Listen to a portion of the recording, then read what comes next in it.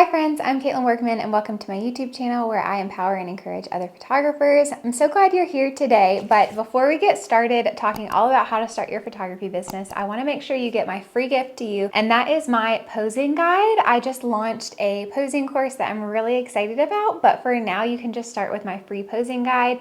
In this guide, I will share some pose ideas, a sample posing flow, what that is, how to get started building confidence with your clients, and you can even see a little clip watching me shoot. So make sure you guys grab that. Now, this week I got a text message from a sweet friend who was also one of our past brides, and she said, Caitlin, I'm thinking about starting a photography business.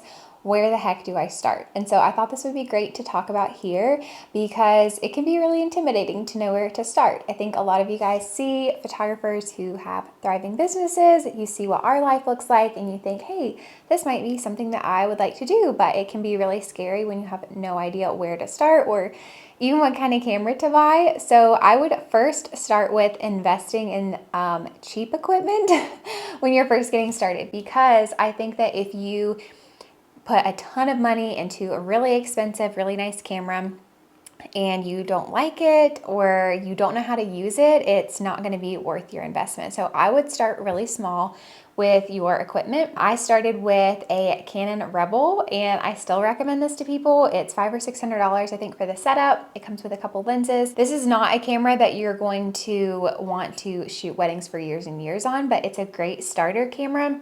And it is just a little bit less intimidating. So I would definitely start with something like this. Or if you want to start with a full frame camera, you can buy it used. Places like B&H Photo, you can buy used equipment. So that's an idea too if you want to go ahead and jump straight to full frame. But I typically recommend the Canon Rebel series just because that's what I started out with. There's a lot of other good options. I'm not a techie person, but that was really easy to start learning on and it was not intimidating at all. So I would start with something like that. Then I would invest in education. If you're just getting started, I would recommend starting to invest more in education than in a bunch of equipment, because you can spend a ton of money on really amazing lenses and you will want to one day. But if you buy this camera and you go out to shoot and you have no idea how to manage your settings or just how to use your camera, you're gonna get really frustrated and really discouraged fast. I think one of the best things that I did in the beginning of my business was investing in education, because I learned how to use my camera, I learned how to understand light, and I could quickly get the photos that I wanted. And if I had not done that, if I had waited years and years just practicing kind of winging it, I don't think that I would have built my business as quickly and successfully as I have. If you're looking for some online courses, how to use your camera, let me know. I can definitely recommend some, or I do one-on-one coaching. Sometimes I have girls who come to me and they have no idea how to use their camera, and it's great doing a one-on-one coaching session because I can literally walk you through how to use your camera, and then we can do some practice and kind of troubleshoot. And if you're looking for like a really intentional way to learn, that's a really great option. But I would definitely invest in some education so you can learn exactly how to use your camera. I remember when I got so excited with my camera because it had the little settings of like, there was like a little man running and then there was like a flower or something. And I'm like, oh, sports mode. I can take any sports pictures that I wanted. But then I would put it on the little man for sports mode and I would go to take pictures and realize that they didn't look anything like I wanted them to. So find some education to get on manual mode and to just give you more control. Now, once you have your camera and you have learned how to use your camera, I would start shooting for free as much as you can. Practice for friends. You want to start practicing and getting comfortable with your camera, and you want to start building your portfolio and just getting the word out there that you're a photographer. I started just reaching out like on a Facebook post, like, hey, I need some models because I want to practice. Really, it was not because I thought I was going to build a business. It was just because I was having a lot of fun with my camera and I could only take so many pictures of my foster daughters and my husband. So I was just looking for new people to take pictures of. But I started taking pictures of them and getting more comfortable with my settings. And what happens is you take pictures for this couple and they say, hey, you did a great job. And then they'll refer you to other people. Just taking pictures allows you to start to build a portfolio. I think one mistake a lot of people make is they will start taking pictures and they'll think, okay, I need to start booking sessions, put it out there, and they'll book one session and they'll post that session on their Instagram, on their Facebook, and then nothing for like a month because they didn't have any more clients.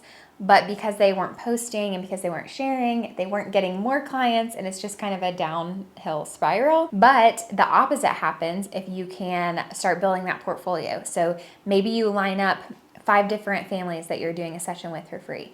So you take pictures of that family, you share one day, you share the behind the scenes. You take another picture of another family, you share that, you share the behind the scenes.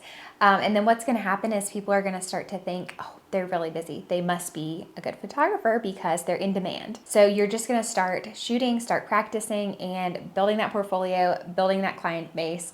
And you might have to shoot for free for a while, and that's okay because you're starting to practice and you're making sure that you actually enjoy this enough to build a business out of it. Next, you want to make sure that you show up with confidence. I think that this is one of the things that I did in the beginning that really set me apart.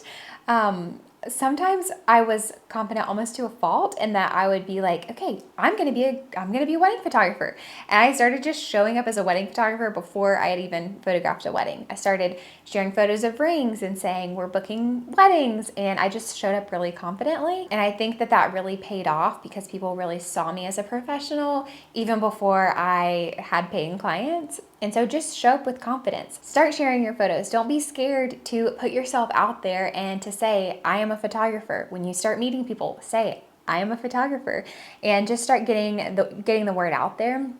But just show up with confidence, whether it's online or in person, and start putting your work out there and start putting yourself out there. Last is be consistent. I kind of mentioned this as you're building your portfolio that you just need to be sharing it, but start sharing your work every single day. If you can challenge yourself to post on Instagram, Facebook, wherever you decide that you want to share online, start posting every single day. If you have a blog, start blogging every single day. And I know that sounds scary and it sounds intimidating, especially if you're starting to build this business while you work another job. But the more consistent you can show up, the more consistently you're gonna book. That's really gonna set you apart because a lot of people, they don't have the time or the energy to start showing up consistently. So if you can just put yourself out there, put your work every single day, make people see that you're busy and that you're excited to book, then everything is gonna snowball from there. There's so many things I could go on and on for hours about how to start your photography business. If you want more intense personalized coaching, please reach out because I love my one-on-one coaching sessions. Make sure you like and subscribe, and I'll see you guys next week.